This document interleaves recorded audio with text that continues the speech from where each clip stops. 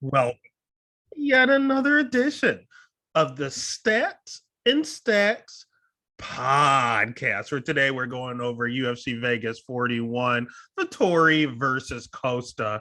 Who knows what the hell, what weight class this is going to happen at? I'm guessing a catchweight of 195 if we're lucky. I don't know what's going on here. Costa is insane. The super quick recap of last week. We went 3 of 6 with picks, and we went 1 of 1 in regard to the over under. Unfortunately, neither one of our dogs hit, but our locks hit yet again, and we are on a roll with the locks. And this is like 5 or 6 weeks in a row. I want to say it's 6 in a row where both locks hit. That's the point of the show, to make sure you put some money in that pocket. So as long as we keep hitting those, we're a-okay. That's all we're really concerned about. So at that juncture, again, it's going to be a winning night. Going 3 out of 6 and having those 2 locks and all those parlays. So we're looking to do the same, keep the streak going. And this card is going to be a little bit all over the place. It's a 14 fight card. A lot of cards falling off, a lot of late replacements, some lines not even out yet, because I feel like every single day I wake up, there's a new fight going on. So I don't know what's happening here. But for whatever reason, the UFC is determined to have 14 fights this fight card. And by George, they're going to fucking do it. So without further ado, we're going to go straight into the card, because who knows what the real fight order is at this point? Because I don't even know if when this podcast is aired, if it's going to be the same people fighting at this point. But let's go ahead with what we have today. So right now, the first fight of the night, we're actually looking at Jonathan Martinez going up against Vlad Lavishvili. I'll be honest with you, I don't know the line on this. It was just added. But I do know Jonathan Martinez. He is someone that has pretty decent stand-up. His takedown defense is okay. It was suspect when it first started, but it's getting a little better along the way.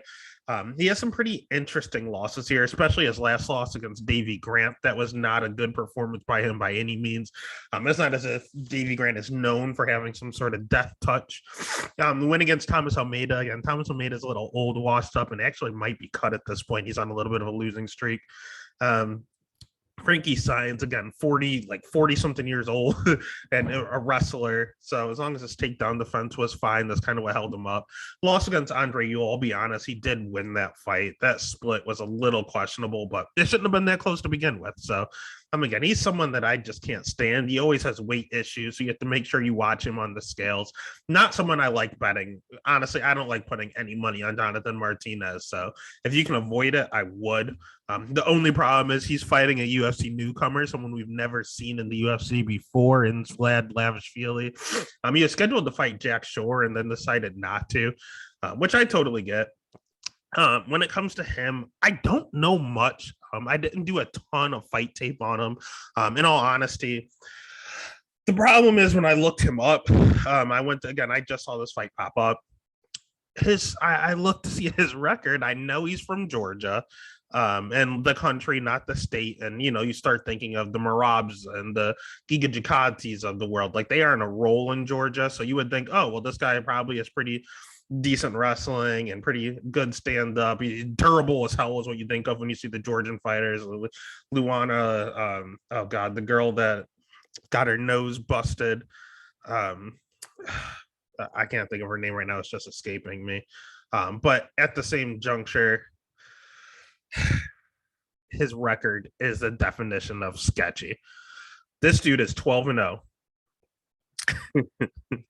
This dude is 12-0, but please look at his record. He beat someone that was 0-0, 1-0, or sorry, 0-0, 0-0, 0-0, 0-0, 0-0, 0-0, 0-0, 0-0, 0-0, 0-0. This dude has 12 fights. This dude has fought someone that was not debuting in MMA twice.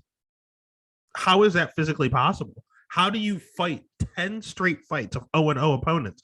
Yeah, he's going out and he's looking great and he's finishing them early, but that's what you're supposed to do. Like, I don't understand it. And yeah, he might have a good ground game. I don't know. I'm someone that he wants to fight because I don't have a record. So he's real sketchy. You don't know if he's actually good or not. The only notable name on his record is Ricky Steele. And that's just because he was on the Ultimate Fighter.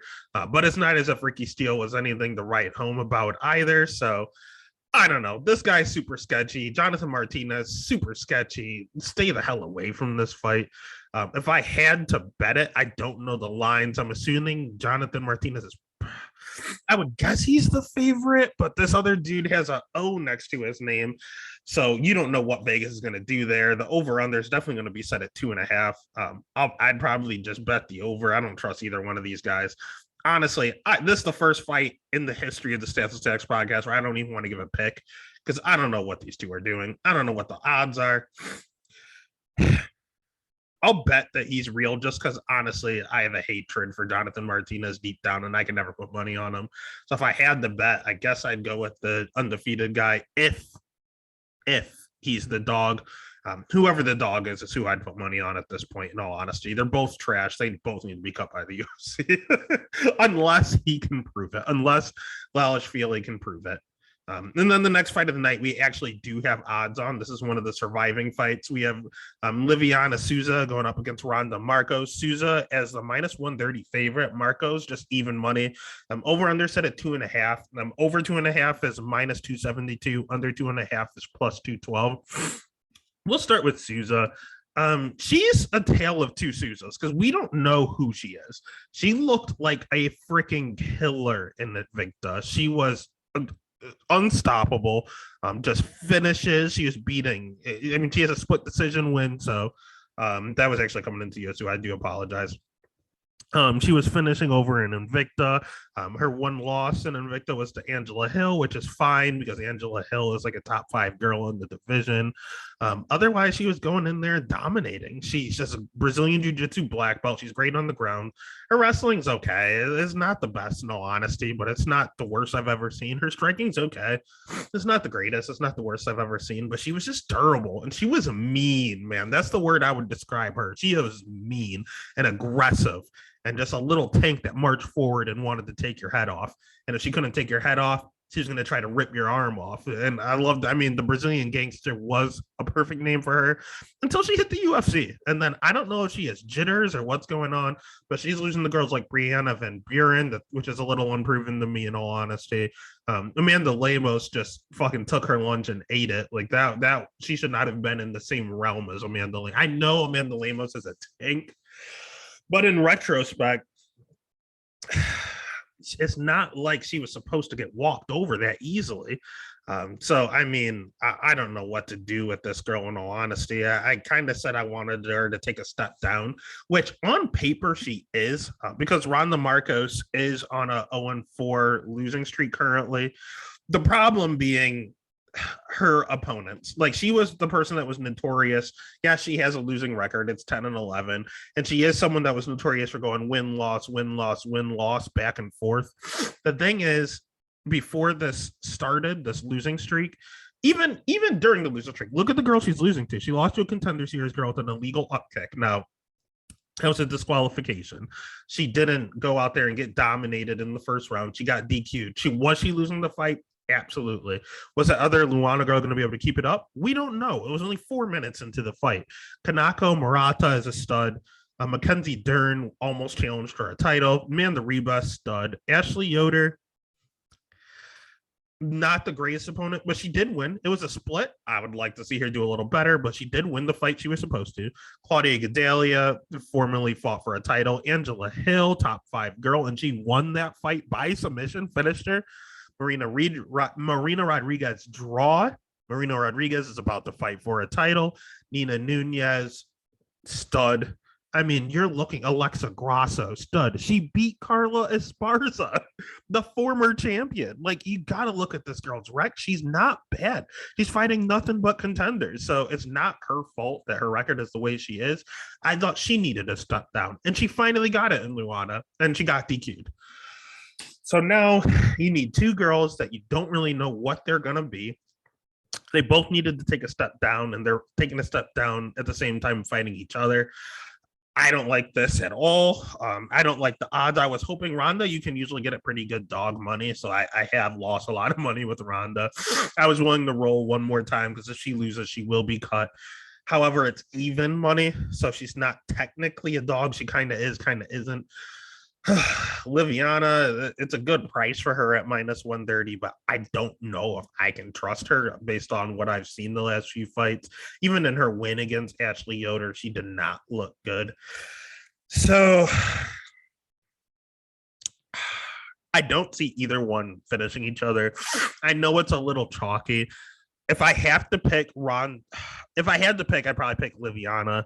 If you want to take a shot on Ronda, you can. I bet her earlier when she was plus 110, so at least it was plus money Ronda. Even money Ronda, you don't really have to. I'd probably just take the chalky over at minus 272. That's pretty much a lock, but it's not a lot of value on it. But if you want to just throw it in a parlay, it should be really, really safe. All right. And then the next fight of the night, we're going to the flyweight division. We have Jeff Molina as a minus 175 favorite against Daniel Lacerda. Here's the deal. Here, actually, I am so sorry. Hold on. Let me take a super quick look here. All right. Jeff Molina. All righty. So Jeff Molina is a Glory MMA product. That's the first thing everyone's going to point to. The fact that he's the fact that he's with James Krause. He's young. I know they talked about it on the Dogger Pass podcast. He had some sort of award in reference to being like one of the best teammates that you could have. It's overall good kid. He's pretty good standing up, in all honesty. It's pretty vicious. His ground game, he has a ton of submission wins. He has a rear naked choke here, an arm triangle choke, another rear naked choke. But you look at his losses and they're by rear naked choke. So I don't know. I don't know how his submission game is. It seems to be okay. The thing where he struggles the most is takedown defense, and that is a little bit of an issue. This dude is terrible at that. He has 16% takedown defense. That is god awful. He's good at getting up. Don't get me wrong. If he's getting taken down a lot, that means he's getting up a lot. His gas tank is good enough to keep getting up, but you can't win fights like that. He's going to run into an issue if he doesn't shore that up. Good news is that, the lower level isn't really hindering him yet. But I mean, in all honesty, this fight, it might be an issue. I'm not 100% certain, because when you look at his opponent here, the first word I think of is danger with De Silva. This dude is dangerous. I mean, you look at him, he's 11-1. And when you look at his record, you just see nothing but finishes. I tried to do fight tape on this guy. He literally only has 3 fights that I could find, and they were all first round finishes. He's only been to the second round 1 time, and it was relatively short. So, I mean, at that juncture, you don't really know, 1, how his cardio is, because he's winning all of his fights so easily. 2, you don't really know what he's good at, because he's knocking out all these pretty questionable opponents very early. So, I mean, at that juncture, God, I don't like Molina as a minus 175 favorite, in all honesty. I do think that someone goes to sleep here, and it is flyweight, so it's automatic plus money. That is the way I'm looking at it. But at the same time, De Silva is plus 140. If that thing gets any higher, I might have to take the shot. It's not like what I saw on tape wasn't bad. The kid's good. He looks crisp. He looks really good. It's just a low level, and it's all in the first round. So I don't know. I don't like the unknown. You assume people at flyweight have cardio, but I mean, you look at someone like Marlon Moraes, just 10 pounds heavier at bantamweight, and he can't fight pass around. So I don't know what this kid can do. He's only 25, so you also assume he has cardio. I want to trust James Krause. I want to trust that this fight probably just hits the under, but I'm going to take the dog here. Something in my gut, it's just a gut feeling that this kid can keep it up. He's 25. It's flyweight. I think he has enough cardio. I think he has 10 minutes of cardio. And this dude is aggressive. Jeff Molina is going to lose the first round, period. But at the same time, is he going to come back and win the next 2? I can see this being a greasy draw. I can see a lot of stuff going on with this fight, but I'm going to side with the dog and get some plus money and hope that line grows. So the pick is going to be Daniel. I'll go ahead and I'll bet De Silva as well, in all honesty. Why not? I'm feeling it. All right. And then the next fight of the night, and then always got to double check with this fight order, all these things popping off. We do have Jay Herbert versus Kama Worthy.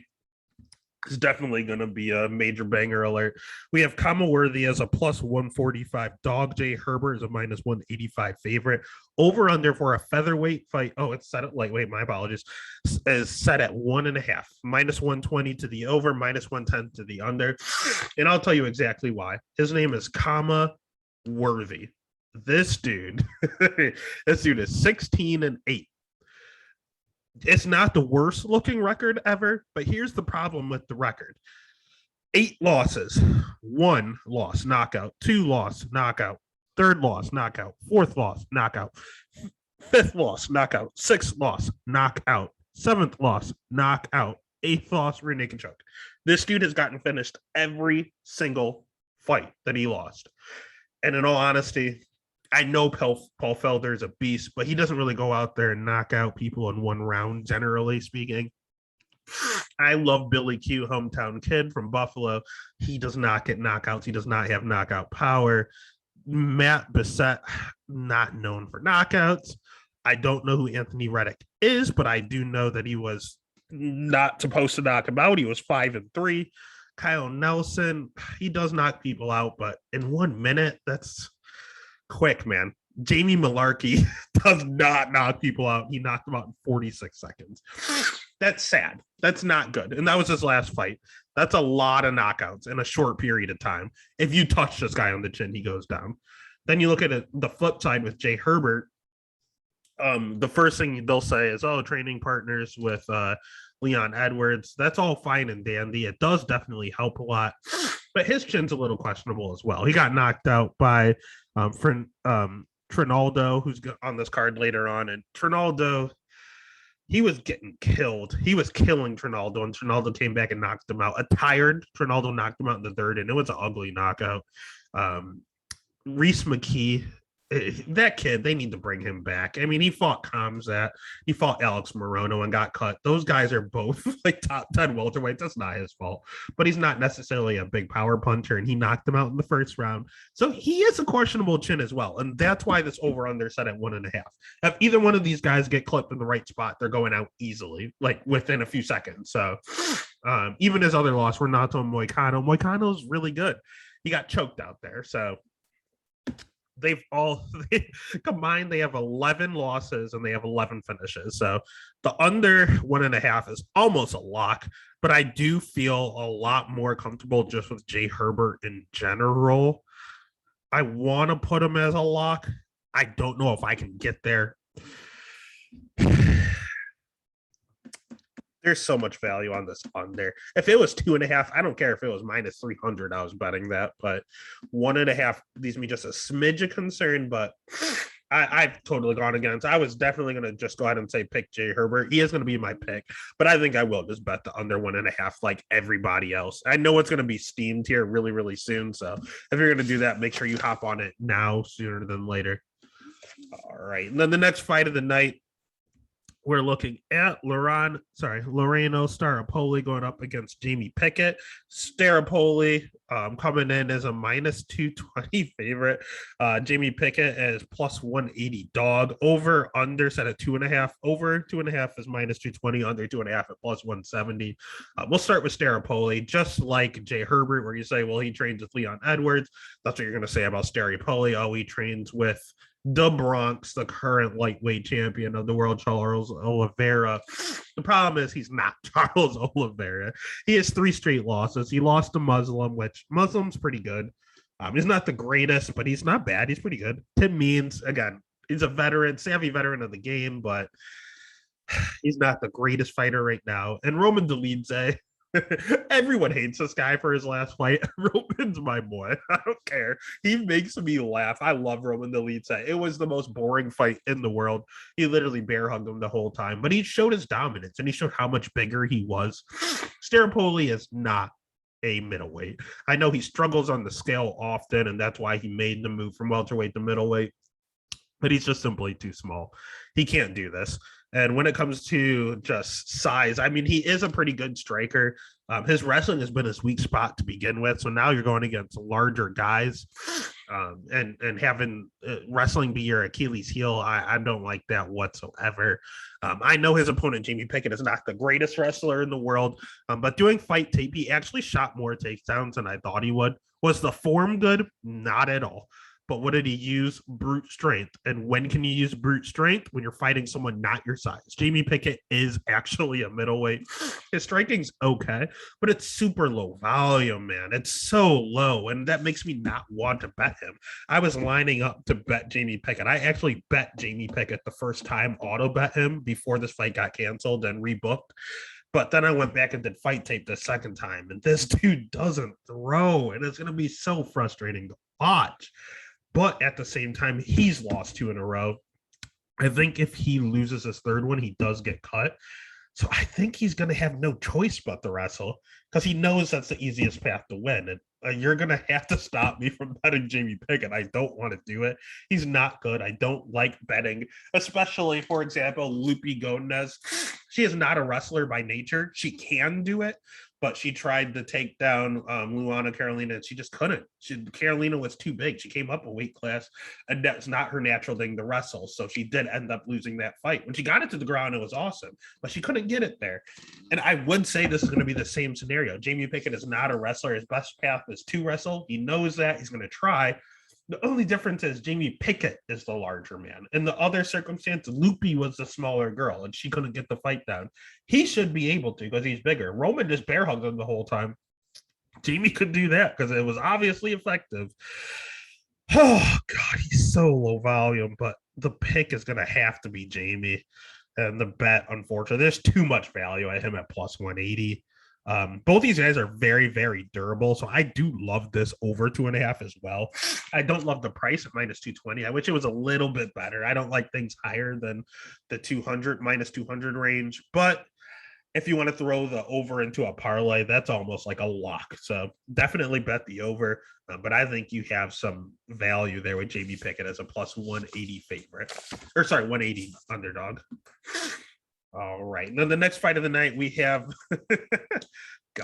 we have Tabitha Ricci going up against Maria Oliveira. Oliveira plus 195 dog. Tabitha Ricci minus 255 favorite. Over under set at 2.5. Over 2.5 is minus 140. Under 2.5 plus 110. Let's start with Ricci because this fight isn't going to take long to break down. She is a Brazilian Jiu-Jitsu black belt. She trains with she has some pretty good training partners, in all honesty. Training with like Mackenzie Dern and such. The problem is her wrestling isn't the greatest, and her schedule is not good. He stepped in on short notice to fight Manon Fiorot up a weight class. So all of the power to where she tried, she got her foot in the door at the UFC. She stepped up on like a day's notice up a weight class against one of the top 5 girls in that, top 3 girls in that division. So I respect her a lot for that. I do like that she's a Brazilian Jiu-Jitsu black belt. She's nasty on the ground. Her striking's not the best, and her wrestling, again, is just kind of questionable. And then again, her record, she beat someone that was 2-3, 1-5, 0-0, 1-2, 0-0. So she is, I don't think she's ever beat someone with a winning record. She has not. Then the only reason that she's a minus 255 favorite is because of her opponent. Maria Oliveira is definitely someone I will never bet on in my life. Just contingent on how she lost her Contender Series fight. She quit. I know Marina Rodriguez is an absolute animal, but she literally hit her and she backed up and said no mas. So, I mean, at that juncture, if she's not going to fight for my dollar, I can't bet on her at all.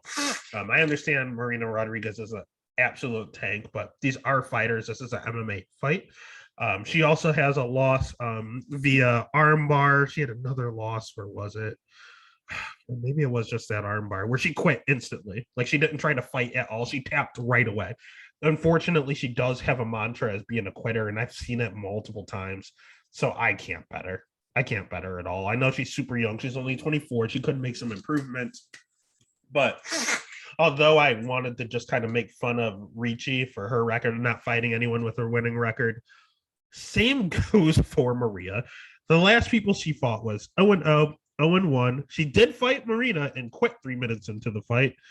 She fought Cota and she got tapped out quickly. Then her other win was against someone that was 3-3, almost had a winning record. Her other wins are 0-5, 2-0. Okay, 2-0. There you go. She had a split decision over someone that was 2-0.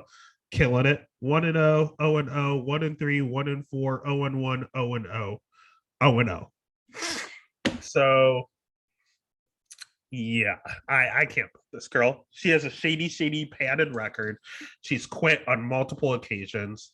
And I think the UFC is trying to do Ricci a favor by saving the fight. They wanted to promote Manon. Ricci stepped up on short notice so that they could promote Manon. So I think the UFC is trying to do her a solid by giving her the easiest opponent they could physically find and make it presentable. So bet is Tabitha Ricci. And the pick is going to be the pick is Tabitha Ricci. The bet's going to be Tabitha Ricci either way. All right. Then the next fight, we have someone I'm very high on, Mason Jones, going against someone that I was very impressed with, David Onama. I did do some research on David. So essentially, he's another Glory MMA guy. And I don't know what to do with this fight. I know Mason Jones is like a minus 500 favorite. The line on David keeps going up and down. It's all over the place. But he's an undefeated kid. He's very, very good, man. He's young.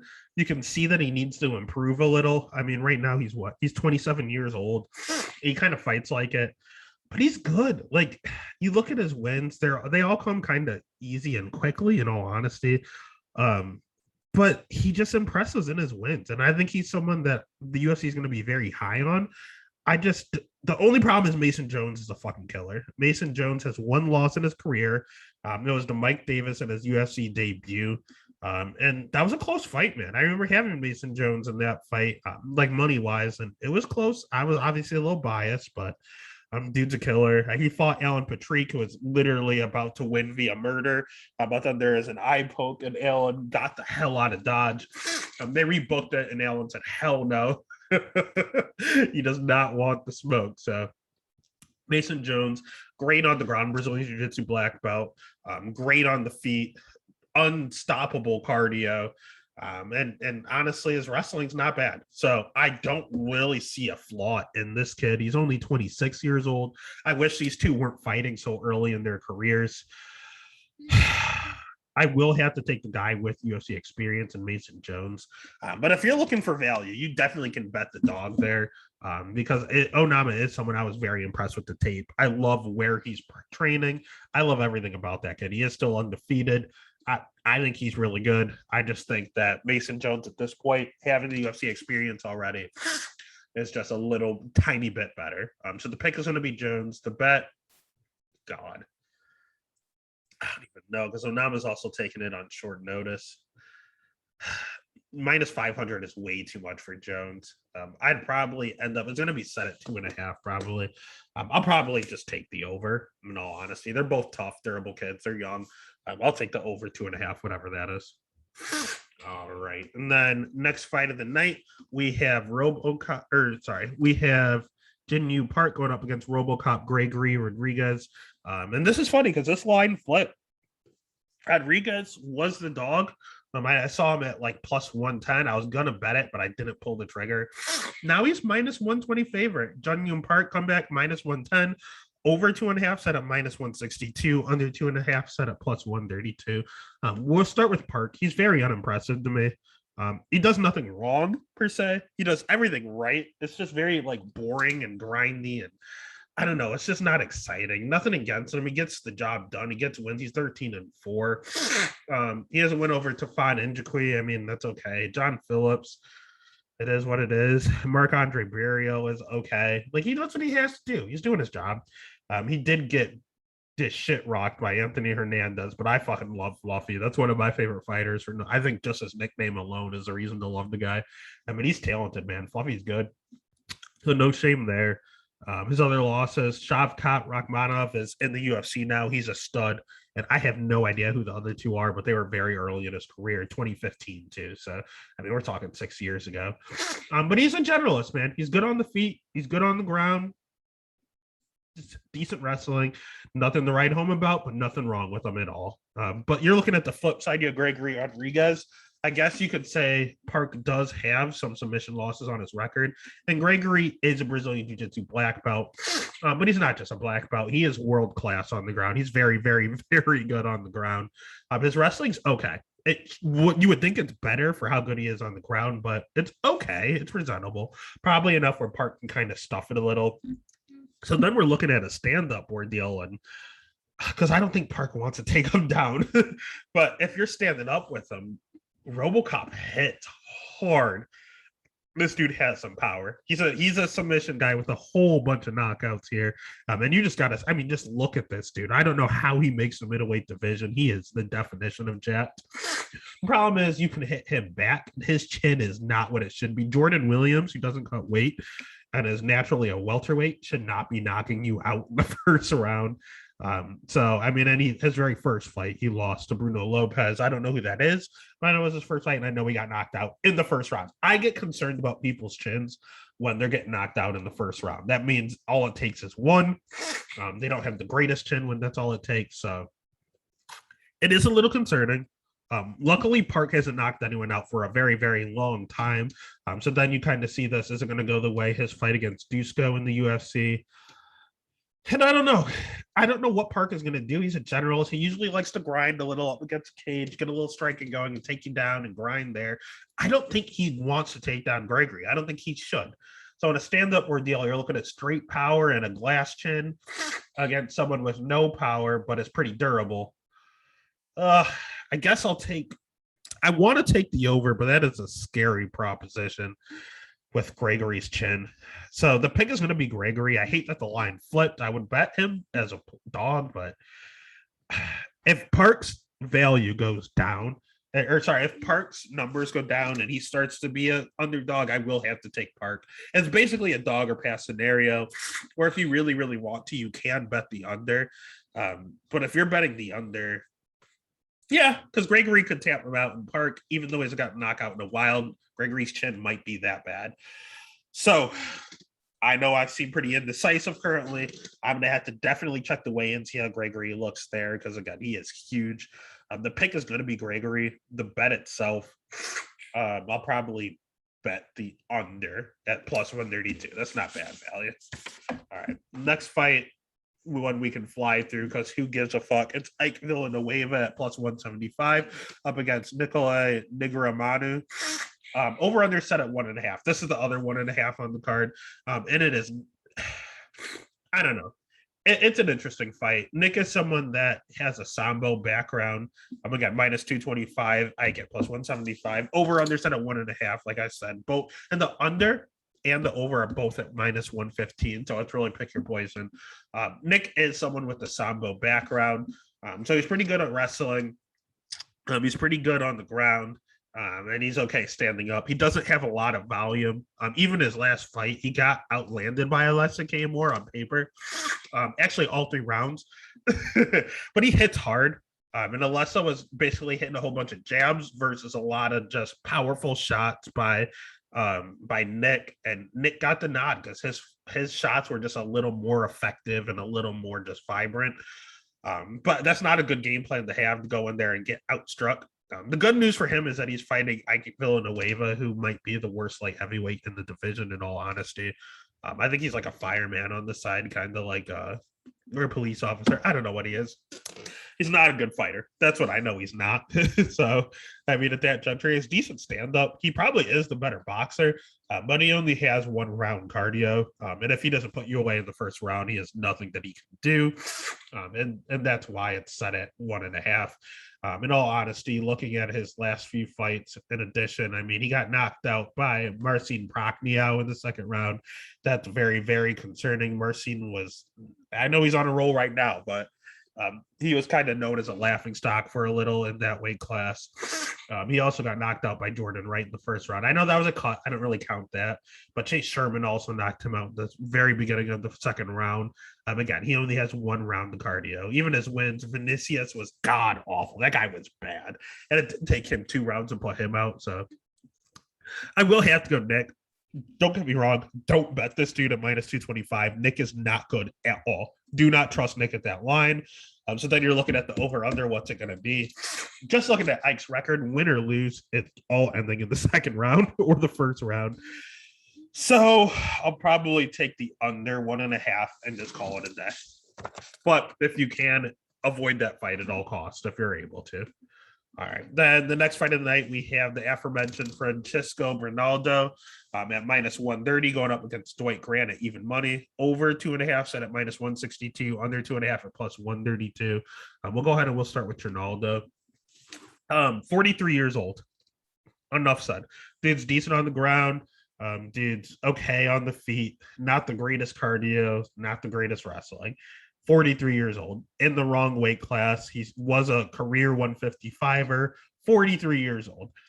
Has to go up to 170, can't physically make 155 any longer.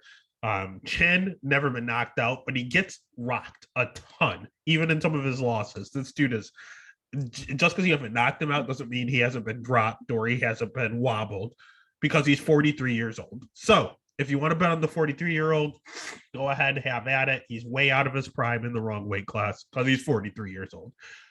If you want to bet the other side, you're betting the 37-year-old. Also not the greatest age for a welterweight. Dude has great power, really, really lanky arms. That's about it. That's all he has. He got knocked out by, D-Rob in his last loss. Zach Otto is god awful, and he lost a split decision to him. Oh God, Dwight's not good either. Both of these guys are predominantly stand-up fighters, so the under sitting at 2.5 at plus money. I am interested because Dwight, I love his nickname though, the Body Snatcher. Nice. He does have a lot of knockout wins in the first and second round. Same with Renaldo. He has a lot of wins via finish. I know he's never been finished before, but he is 43 years old. I know Dwight usually doesn't go out there and get finished because he's 14-3, but did get knocked out in the first round just recently. I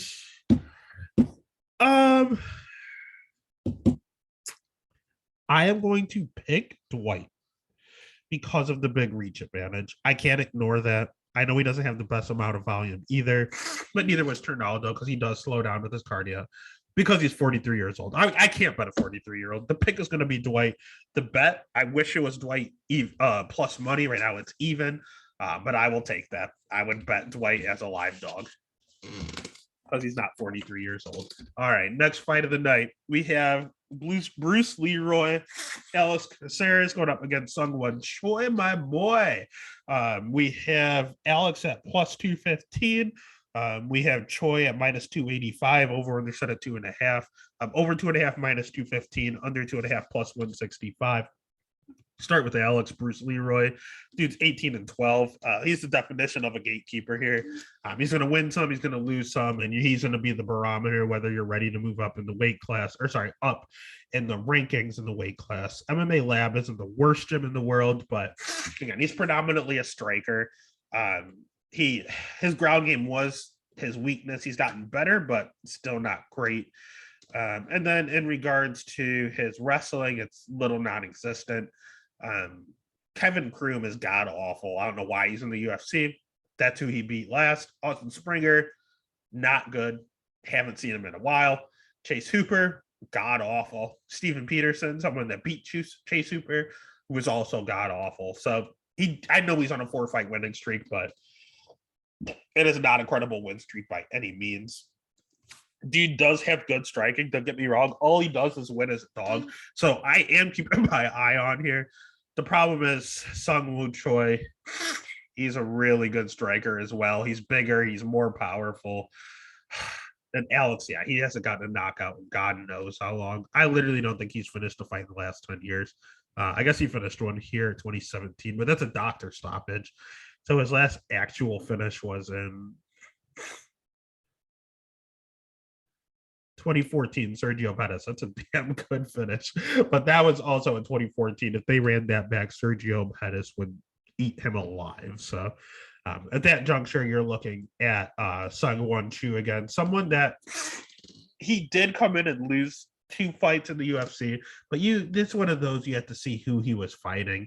Yes, he's 10-3, but He lost to Maswar Evloev, who I think is a top 3 featherweight in the world, whether people want to admit it or not. I know he can have some boring fights, but that dude is damn good. And he lost to Gavin Tucker, who also is a top 10 featherweight in the world, damn good. That is a tough 2-fight streak to come into the UFC. Then he handled business against Suman. He handled business against Yusuf, and he handled business against Juicy J. Those aren't walkovers by any means. They're not the top of the weight class like he was fighting coming in, but those are not pushovers by any means. So the dude is good stand up. The dude's takedown defense is the questionable part. But it's getting better and better each fight. You see that. So, and again, Bruce Leroy is probably not going to tap him out. I'd be surprised. He's not going to take him down anyway. So, if you're giving me someone that's just as good on the feet but has a reach advantage and is more powerful, I will have to take him. The problem is Bruce Leroy, all he does is get these surprise underdog wins. So I am a little scared of Choi. But common sense says to pick him. So the pick is going to be him. I want to make him a lock. I just don't know if I can pull the trigger with Bruce Leroy doing what he does, always just upsetting out of nowhere. But the pick is going to be Choi, and the bet as of right now would still be Choi unless something crazy happens. But make sure you watch the scales too, because he is huge. And then we only have a few fights left. We have Jocelyn Edwards going up against Jessica Rose Clark. Jocelyn Edwards is a plus 125 dog. Jessica Rose Clark minus 160 favorite. Over under set at 2.5. Over is at minus 327. Under 2.5 at plus 257. We'll start with Jessica Rose Clark. She's another generalist. She's not a bad wrestler, but she's okay. She's not a good striker, but she's okay. Her ground game isn't the worst, but it's okay.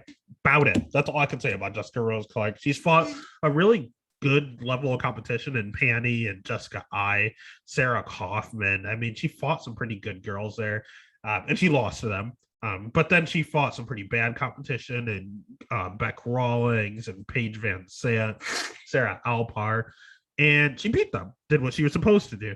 So, I mean, what are you going to do? I know she had some weight issues. She wanted to fight at 125. They made her go up because she had all those weight issues. But, I mean, it's not terrible. She has a really simple path to win here, and that is going to be her wrestling, because that is where Jocelyn Edwards struggles. She is not the greatest wrestler. She gets taken down pretty easily, in fact. She got taken down by Carol Rosa. I know Carol Rosa is a top 5 girl in the weight class. However, she's known for her striking, and she's known for her ground game, not her wrestling. Her wrestling's not that good, but she looked like fucking Yoel Romero out there against Jocelyn Edwards.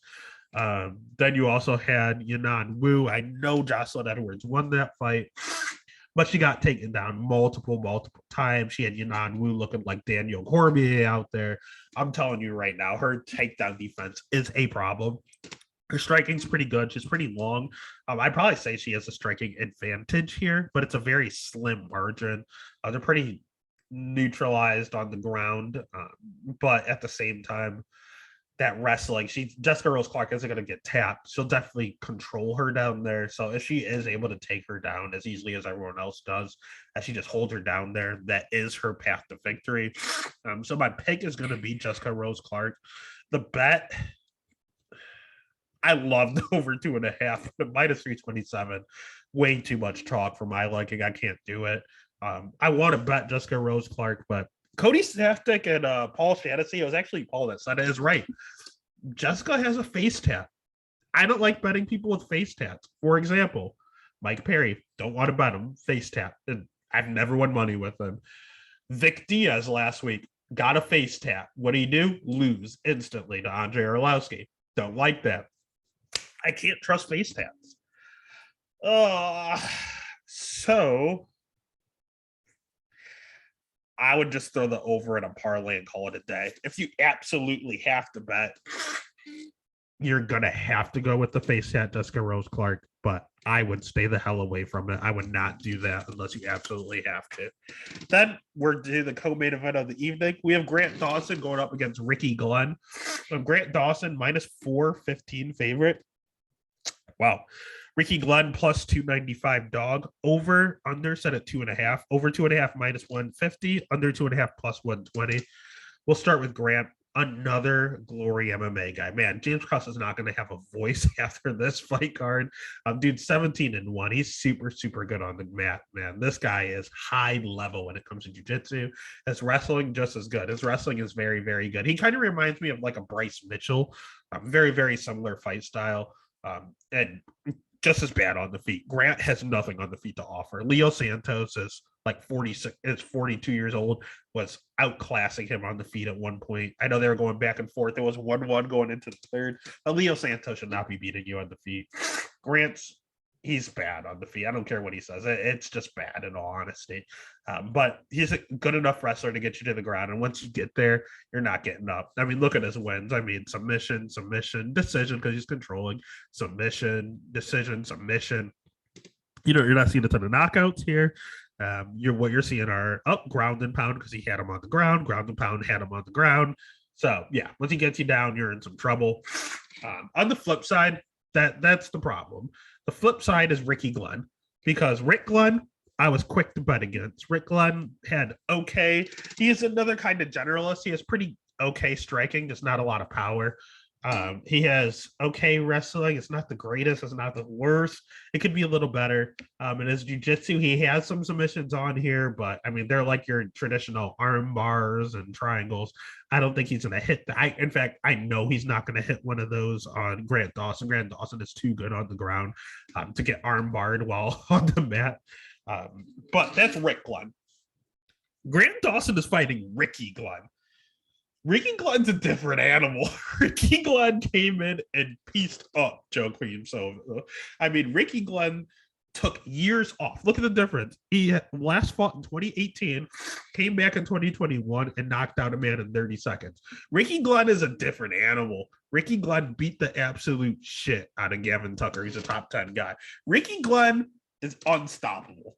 Rick Glenn can get rounded out by Miles Jury, by Evan Dunham, Lance Palmer. All they did was take him down and control him, like Grant Dawson is going to want to do. And that is why Grant Dawson is going to be my pick. But when it comes to a bet, never bet against Ricky Glenn, baby. Ricky Glenn at plus 295 is a ton of value. I want to go crazy and say Ricky Glenn is the GOAT and he's going to win, but I can't. I will actually take the over, play it safe, minus 150. I like that bet a lot. I don't think that Ricky Glenn's going to get tapped out, but I don't think he's going to knock out Grant either. So the pick is going to be Grant. Ricky Glenn is going to hold on, and I like that over 2.5. And it takes us to the main event of the evening. What weight class this main event is in, nobody knows, because Paulo Costa decided weight classes are not a thing with him. We have Marvin Vettori is a minus 165 favorite. He was minus 130 just yesterday. Now he's minus 165. Money is pouring in because no one knows what wild man Paulo Costa at plus 130 is going to do. Over under set at 4.5. Over 4.5 at plus 120. Under 4.5 minus 150. Because I don't know how the fuck Paulo Costa makes it to round 5. I don't think he can. I don't think he physically can. The way he's acting, the way he's behaving, the way his body is built. Let's start with this motherfucker, Paulo Costa. This dude was undefeated, talking all that shit against Izzy Adesanya, and came in and got starched. Blamed it on him having too many nerves and having a hangover. He was too drunk from the night before after making weight. He was too nervous to sleep. So he had to drink a bottle of wine and it made him hungover. Listen, I've drank a bottle of wine before. I do not have Paulo Costa's physique. I guarantee you this man can drink more than one bottle of wine and be perfectly fine. I don't know. I know he had the weight cut issue as well. So I know that's a lot on your body. Don't get me wrong. I've cut weight before. I totally get that. It definitely could have made his tolerance a lot weaker. But a whole day, like just to drink a bottle of wine in general the night before is stupid if you can't handle it. That's just a mental faux pas.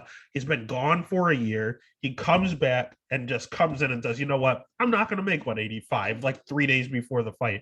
I can't stand this dude. This dude is overrated. This dude has a ton of power. I mean, look at him. He's crazy. But at the same time, his striking's not that good. All he does is march forward, and you can't really knock him out. Unless your name's Izzy Adesanya, he can drop you and then finish you down there because Paulo was too drunk and too stupid. So I look at Yoel Romero fight.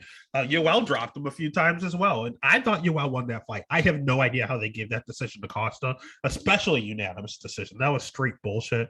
But at the same time, look at his wins: knockout, knockout, knockout, all in the first round, second round, first round, first round, first round, first round, first round, second round. This dude does not go out of the first round.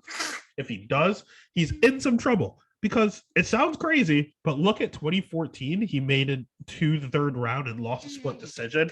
The dude was gassed back then. Now he's bigger, probably on some sort of performance enhancing drug at this rate, and can't physically go 5 rounds. He can't. He will gas before then. So I want to say the under is just an auto lock. Minus 150 is a God's gift. But the problem is, I fucking hate Marvin Vettori. Marvin Vettori sucks. He's also very, very overrated.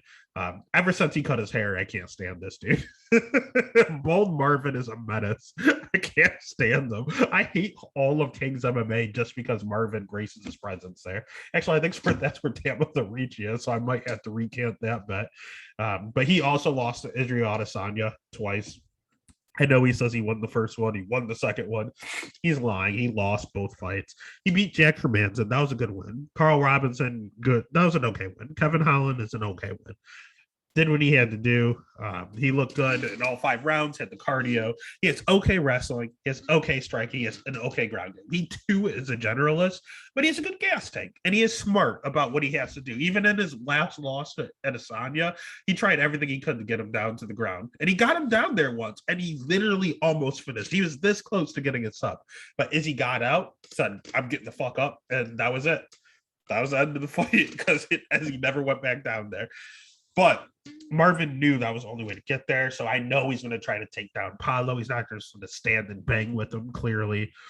Andrew Sanchez is an okay win. Cesar Ferreira is okay. The kid's good. He annoys me, but he's good. That doesn't mean he's bad. So this is what you do. Paulo is a berserker. Paulo has a big advantage here. With it being whatever his weight class he chooses that day where this fight takes place. So do not bet Marvin. Do not bet Paulo. What I do, let it happen. Once it gets out of the first half, once it passes 1.5 rounds, you bet Marvin. Because Paulo cannot survive. As soon as it hits the third round, Paulo's falling over, tired. If that thing makes it into a round and a half, and you see Marvin Vettori at like plus 800, you live bet the shit out of that. And that is the way to make money here. The only other thing you can do is to bet Marvin straight up and in a parlay. And if you have a big parlay going still, and you're about to get a good chunk of change, just hedge and put a few on Paulo. By the time the fight kicks off, it's probably going to be like plus 140 because everyone hates the guy. Marvin is just going up out of spite for Paulo. So he ends up as a plus 140, plus 150 dog, just hedge. Get a parlay with Marvin going. If it's still going at the end of the night, last fight of the night, just hedge with Paulo and you win money regardless, baby. So right now, those are the 2 way you play this. The bet or the pick is going to be Marvin. The bet, live bet Marvin after the second, or put Marvin in a parlay and bet Paulo right before it kicks off. Just in case he clips him early. That is UFC Vegas 41. I'm not even sure what we're going to do with locks yet because this fight card is all over the place. Who knows who's actually fighting the night of? But you will have to check out after weigh-ins on Saturday morning. Our official picks will be over on Instagram, over on Twitter. And you'll be able to see all of that. We'll also post stuff on TikTok in reference to what our official picks are. And we are on a streak here, so hopefully we keep that going and we make more money, baby. You have a good one.